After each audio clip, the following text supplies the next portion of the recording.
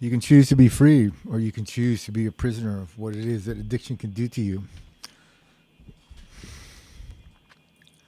Addiction is a prison. It's a life sentence of slavery, is what it is.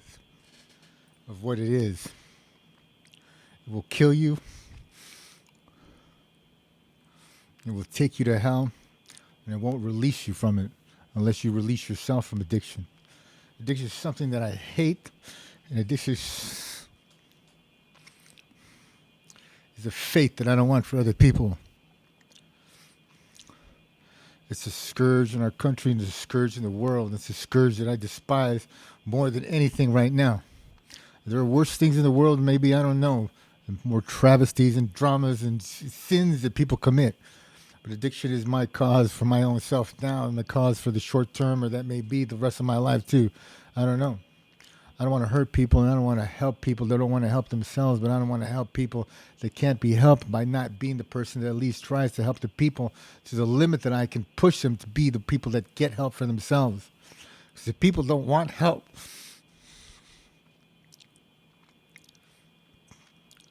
they can sit in their shit and they can sit in their own hell, their own making of addiction. And they can die there, and I won't want them to die there still. And I'll still go down there maybe, and I'll still go down there and check on them and see if they're okay. And maybe look like a stupid ass because I'm the one who goes ahead and checks on them and brings them a box of donuts so that they can have something to eat because they all fucking want sugar. If I'm the guy who doesn't want addiction to be something that I care about, then I'm the guy who's just going to abandon it and say I'm addict free, and I don't fucking need it to be around addicts because I don't need to be reminded of their bullshit.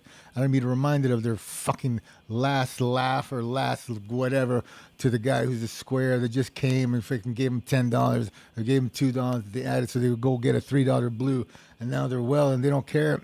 And then 2 hours later or an hour later, they're needing another $2 and they're off panhandling somewhere and getting another $2 from somebody they don't know. I don't freaking know. I don't know what it's like to be that way.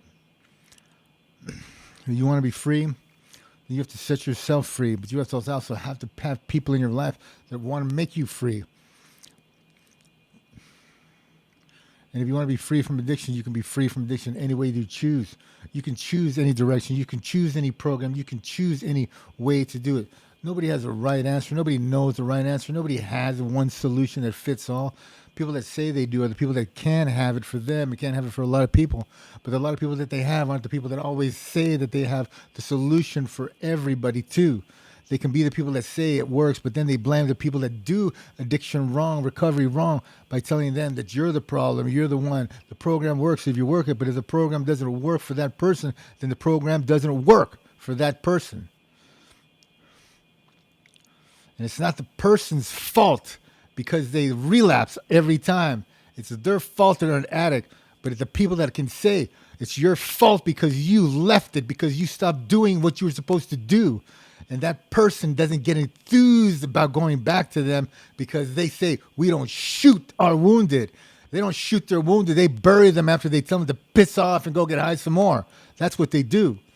And a lot of them die that way, and a lot of them don't know that they die that way. And the people that sit there on their high towers of this is the only way to do it are the ones who fuck up people's lives.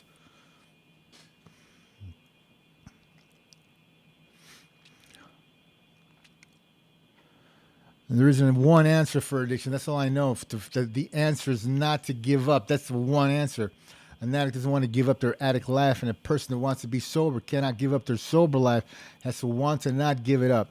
They have to have things in their life that they love. They have to have things in their life that they had, and they have to have things in their life that they lost so that they can reclaim their life.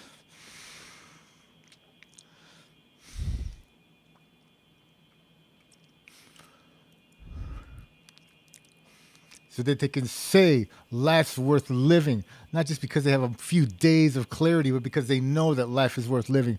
And you're so damn young and you've been doing drugs from the time that you were a little kid, and you're 14, 15, you don't know what life is like. You know what life is like that led up to you being an addict, but you don't know what life is like. You can have those moments of clarity. You can have those moments of freedom where you know that there's life that's better. But I don't know what it's like to be that kid. I don't know what it's like to be that young and to have addiction be the thing that rules my life till I'm 30, till I'm 40. I spent 20 years in prison just stealing, or because I stole, because I was something that I shouldn't have been. if it's addiction that caused it, or my character and the way that I was hanging around people that chose for me to be a person that they wanted me to be because I didn't have anywhere else to go. Instead of choosing different because I didn't choose to know how to choose, the people around me were the ones who kept me there, not because I was someone that deserved to be there, but because I just didn't know any better. And who goes after those people? Who tries to save those people? Who tries to find those people? I don't know. But if you want to be free from addiction, then you got to stop being a slave to addiction. And a slave is something that does not choose for itself. A slave is something that I imagine and I can say is a thing that we don't like in our lives because in history we have fought wars to defeat slavery. We have fought wars to push it away. And we have fought wars because of it. We've had slaves fight our wars for us too. And we don't need slaves to fight our wars when we're the ones who need to fight our own wars. But our own wars aren't meant to be fought just out in the battlefield of some country just for land or profit or something. We can even fight for our own when we're here at home. When there is no war abroad to fight, but it's a war at home, a war of drugs, a war of hate, and a war of people that are not mistakes, but they're not mistakes. Because the stigma that they carry is the stigma of not being able to do shit. But when there are a lot of smart people that pick up addiction, either young age, old age, middle age, it doesn't matter. These people are capable, and these people can do a lot. They can make a difference. But when they're dirty, when they smell, when they fucking having a bad attitude, when they don't even brush their teeth, when they just walk in like they don't give a shit about life and just interrupt somebody's civilized conversation, and they don't give respect the way that respect is supposed to be given in a civilized world, but then you got some ass clown who's fresh out of prison and wants to show you what respect is when he's high on dope and he's saying dumb shit. You hurt your own self by being that way, but you can hurt the addict that you see by being the one that judges him so harshly. You can't avoid situations like that. They happen right in your face. But when they don't happen every single day, they can't be the thing that defines what an addict is. There's so many different types of addict, but the most of the type of addict that exists is an addict that doesn't say that they want to go and kick your ass, doesn't say that they want to go get high and fuck something up, doesn't say they want to go ahead and burn the village down. They don't want to go rob you. They'd rather not do that shit because they're already enough trouble with their lives. They're not all master criminals of any kind. They're just people that are hurt. These are people that are hurting. They're people that are dying. And they sometimes don't even know, and most of the time they don't even give a fuck about their dying.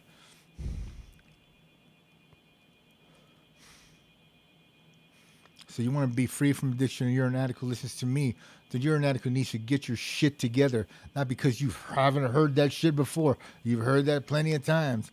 But when you don't know what it's like to be a loved one that cares about you, that worries about you, that wonders about you, that sits at home and cries about you and doesn't even know if they're going to have a future because of you, because you set the bar as to what they're going to be if they're your kids, and they wonder, am I going to be an addict the rest of my life? Or maybe they grew up hating drugs. And if they hate drugs and they hate it so much, they're going to end up maybe hating you because you can't leave it, and just hating you and never discovering who you are, what you are, because you never get sober. And your kid ends up being a good person, lives an average life, but maybe could have been a better person, lived an amazing life. They could have helped you. They could have been the help for other people too if they just didn't hate drugs. Because if they hate drugs, the likelihood is that they're going to hate addicts. And if that's wrong, then I wouldn't know, because I don't know what it's like to hate drugs and to hate addicts. I hate drugs, but I don't hate addicts. I think addicts are the most amazing fucking people when they're not dumbass shit fucking idiots who are getting high and doing stupid shit. Because it makes you stupid. It makes you make stupid choices. It makes you reflect a stupid life. And it makes you reflect a lesser life. But that is not who you are. You are not that stupid person. You are not that imp. You are not that imbecile. You are not that weak person. You are not that criminal. You are not that hateful piece of shit. You are not that sexual deviant that just fucking wants to rob or hit up on every fucking clean girl, hot girl, whatever, or hot dude, or just want to run a train on people all the time. You don't want to do that shit, but you just want to get high. But you want to get high and you want to live, and you forget to eat. You forget to drink, and you risk your life every single fucking day. The last thoughts that you're going to have when you die is, why the fuck did I ever start doing drugs? And you already have those thoughts. And those are the thoughts that carry you to the end. And many of you have been to the brink of death. Many of you have been, holding a shot or wanting to do something where you're going to be like, this is the last thing. I'm going to fucking die. This is what I want to do. And you don't die because of drugs. You die because you jump off a building. You die because you jump out of a fucking who knows what. You die, you jump in front of a truck, or you do so many drugs, or you get into a situation that's so risky that you end up getting killed in the middle of a crime.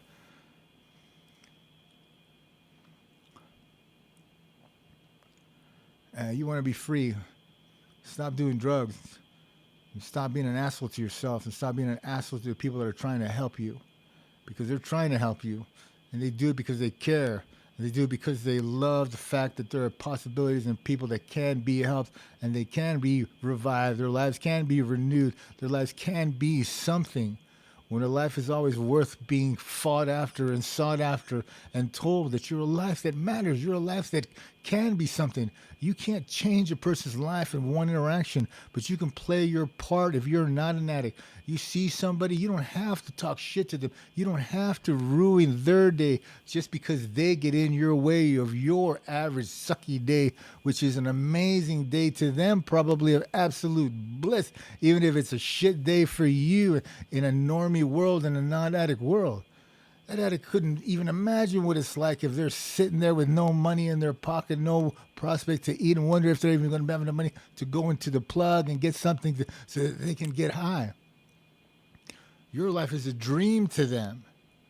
But they got pride too, and they're not going to sit there and take a knee to you every single time. That addict doesn't have the freedom that you have. The street doesn't give you freedom. Doesn't give you the opportunity to do whatever the fuck you want. You're not Robin Hood. You're not whatever the fuck that stories are.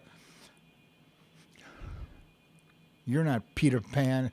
You're Peter Pan with a needle in your arm, fucking strung out, turning tricks in the corner with your freaking whatever costume, wondering what the hell happened. I used to fly. Now I fly because I get high.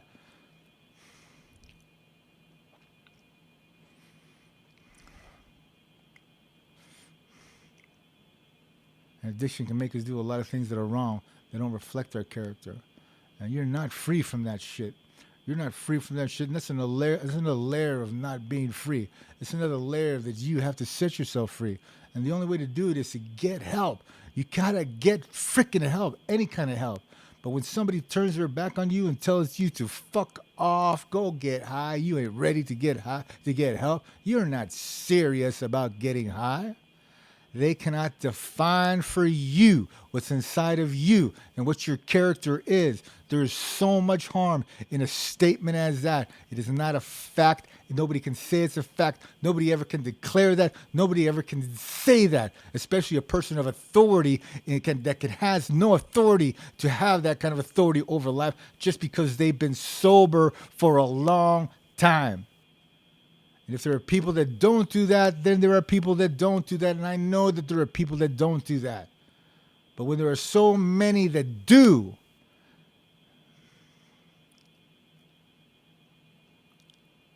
it's easy to be sober and to push yourself away from what is the ground floor of addiction. You're a person who was there. You're a person who's sober for years and years. You're surrounded by people who are free. You're surrounded by people who are not taking a knee to life and hoping that they're going to die. You're not doing that. If you're doing that, then you're existing to help people. But if you're telling people to fuck off and go get high more so that you hate it more, let them do it. Just don't tell them to go and do it.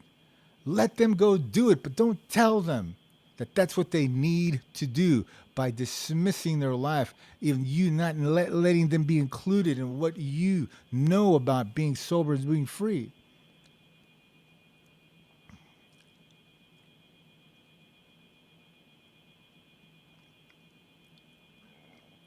You can't say that to people. What you need to say instead, this is a number, this is a place, this is something different, this is another program, this is a different way to look at things. We do it this way, but these people do it this way.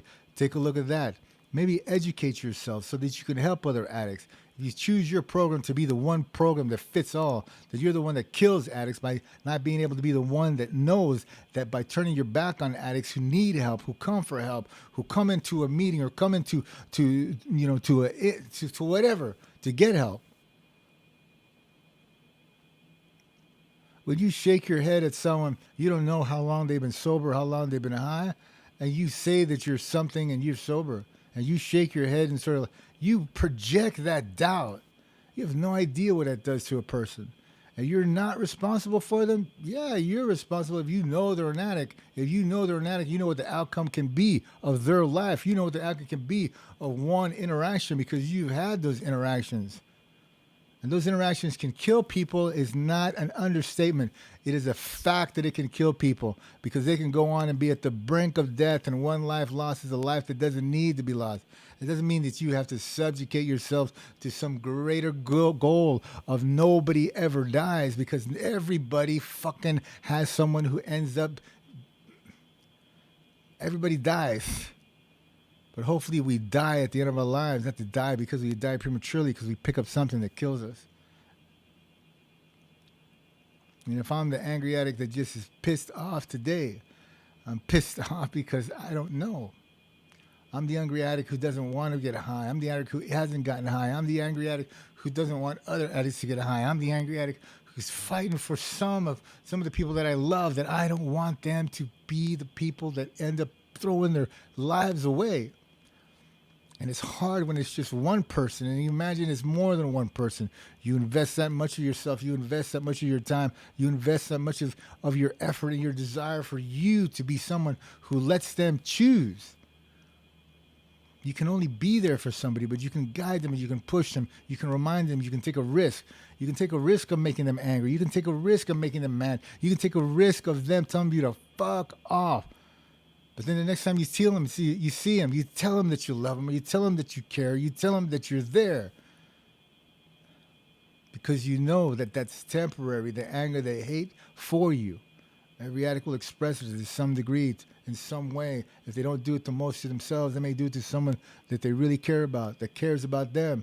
And the care doesn't serve their addiction because that care has to be something that's nurtured by sobriety. And when sobriety is not something that is nurtured by an addict who is active and wishes to get high, you can't be around a sober person that loves you and be indefinitely high because that will tear their world apart as it already tears yours. So an addict needs responsibility too, but an addict can't be responsible isn't true. You're not a hopeless cause. You're not a hopeless case. You're not a hopeless nothing that somebody can say you're nothing ever. You're never nothing. You're never that way. You're always worth something. You're always worth the fight for yourself and the fight for others. Because when you recover and you get sober, then you have the opportunity to help if you want to help. If it helps you to help, then help. And if you have no clue what the next thing to do is, all you have to do is try. There's so many places you can go, and there's so many things that you can try. And it's easy to say. It's not easy to say. Some people just don't say it. You got to try. And then they follow up. Go to this place. I went to this place. Here's a business card. Here's a list of places that maybe you can go to.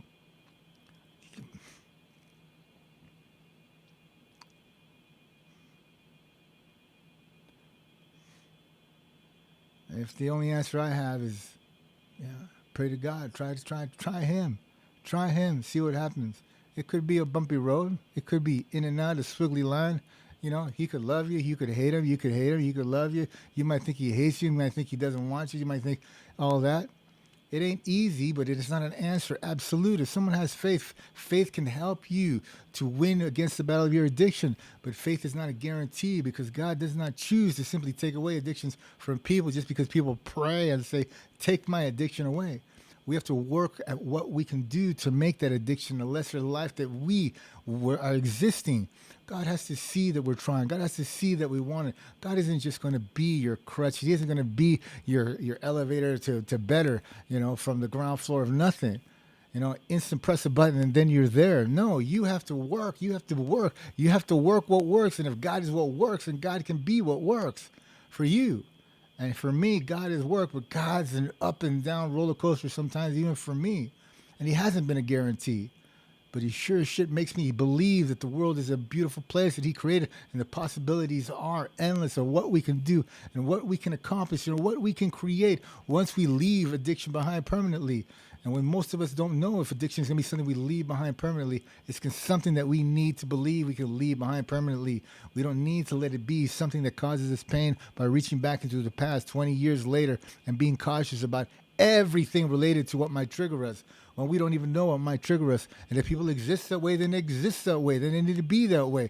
But if most of us cannot be that way because we choose to decide, once we have a certain amount of time, what's comfortable to us, or we just decide we are no longer an addict who's going to be triggered, no longer to be that, and we exist as that, you don't need to be told, no, that's the wrong way. It's the wrong way because that's the way to relapse. The way to relapse is to be reminded of how weak you were, of how bold of nothing you were, how much you didn't believe in life, how much you didn't want life. To be reminded of the fear inside of you, to be reminded of fear, to be reminded of something that made you fearful, that gave you fear. No, you don't need to be reminded of that. You can exist outside of that because a person who has enough distance between the time they finally used the last time they got sober, there is a chasm, a huge distance. You can be friends with addicts and you can be the person that leaves it behind. You can be the person that doesn't call yourself an addict, but you can still reach back, but not in an unhealthy way where you're the one who worried about helping other addicts and that's it. You're going to get high just because you're around them. No, you can look at it different. You can look at it as a life that you preserve. Life is the most important thing. Life is the thing you fought for, and life is the thing that you got. And you got it because ultimately God let you live. He let you go through it, and now He took it. Isn't what He's going to tell you. For most of us, He's just going to say, "Yeah, you want to be free? Stop using drugs." Is what he'll tell, what he'll tell us, and then He'll give us suggestions, and that's a simple thing. But it's not the same thing as He's not going to tell us go fuck off. Right? He'll be there with us. He's not the one that tells us to fuck off and go keep getting high and doesn't stay with us. He stays with us. But we got to want to live. We can't just decide to give up. We can't decide that we're going to go ahead and never try. If we never try, then we die. And if we never try, we're dead. And if we're dead, and God's going to be the one pissed when we come home and He's there, with all the party favors that are not drugs and all the celebration balloons that say welcome home. He's going to be like, dummy. He's not going to be happy. But He's still going to love us no matter what. And then we're going to be like, man, that was a ride. That was a ride, man. That was a ride. I don't want to do that again. Or maybe you do. Who knows? Maybe that's the way the universe works. Life is an adventure and life is a dream and life can be something that can be extreme. It can be extreme in the worst kinds of ways where we can show ourselves in the shadow of nothing that we can be a better human being when the shadow isn't us, but the shadow is what reflects a shadow of a life because we don't exist, because addiction takes our lives and makes us persist in an existence of lesser light. So the shadow isn't even a shadow. It's just a dull smudge of what we reflect in life. We can't stand tall because we can't walk tall, and we don't walk tall because we don't want to be tall, because to be tall is to be seen, and an addict doesn't want to be seen because an addict is shot down in life because they cannot be something that stands proud and tall and exists. People do, and people have, and people have had lives of success. But to do it the way that an addict who's on the street, or maybe an addict who's in his house, who's going to die because he shoots up dope or he does it extreme and he has relationships with people that are extreme. The relationships kill you. The relationships can be the thing that ends you, puts you to prison. Because when you get high, you're vulnerable as hell to anyone who wants to choose to make you a vulnerable target of any kind. Or maybe you're not. I don't know. I'm not that kind of badass. Maybe you are. Maybe you can be an addict for the rest of your life. Maybe you can be an addict who doesn't give a shit about being free. Because you got that needle, you got that rush, you got that moment that says you're tough, that you can do anything. You can get any chick, you can fuck anyone, you can score, you can make money, you can whatever. And then it's over, and then you find out you're sitting in a room by yourself with another addict and a needle in the arm, not bleeding out, but just bleeding from the shot. Smelling dirty, and you're wondering, why the fuck am I doing this shit? And it sure as shit better not be somebody that you love, man, because if you're getting high with someone that you love, That ain't gonna last. You ain't gonna last. You don't want to get high with people that you love. You don't want to keep getting high with people that you love. You can't get high with people that you love. It's not something that can persist. It's something that exists, but it exists. It exists only and for the brief moment that it exists. You separate, you go your separate ways because when we don't want to get high, we hate ourselves or we don't like ourselves, but we love somebody. We don't want to see them, but we can't fail them every single day by being the person that gets high and forgets how much we love them, but we can't leave them and they won't leave us. You need to not get high. You need to stop getting high. You want to be together. You're somebody that loves someone, then you need to not get high and not be one who keeps getting high. And that's all I got to say.